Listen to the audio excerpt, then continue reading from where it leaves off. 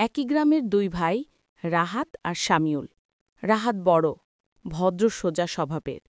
শামিউল ছোট, দুষ্টুমি ভরা, প্রাণ খোলা হাসির মানুষ। রাহাতের বিয়ে হয় গ্রামের সবার প্রিয় সুন্দরী মেয়ে নীলার সাথে।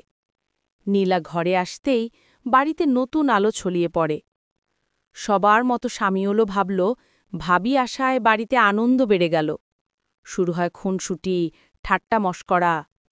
নীলা বিবরকে ছোট ভাইয়ের মতোই মনে করে, কিন্তু ধীরে ধীরে তাদের মধ্যে এক অজানা টান জন্ম নেয়। একদিন গ্রামের মেলায় যায় সবাই। ভিড়ের মাঝে নীলা হঠাৎ হারিয়ে যায়। শামিউল ছুটে গিয়ে তার হাত শক্ত করে ধরে। দুজনেই ভিড় থেকে আলাদা হয়ে দাঁড়ায়।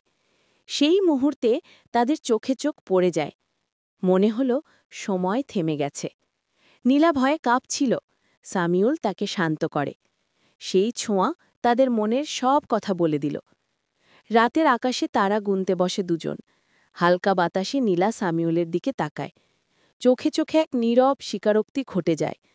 তারা বুঝল একে অপরকে ছাড়া চলা অসম্ভব, কিন্তু মুখে কিছু বলে না, কারণ এই সম্পর্ক সমাজ মেনে নেবে না।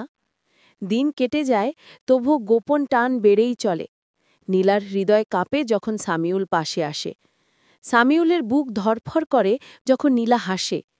তাদের ভালোবাসা ছিল অদ্ভুত মধুর। শব্দ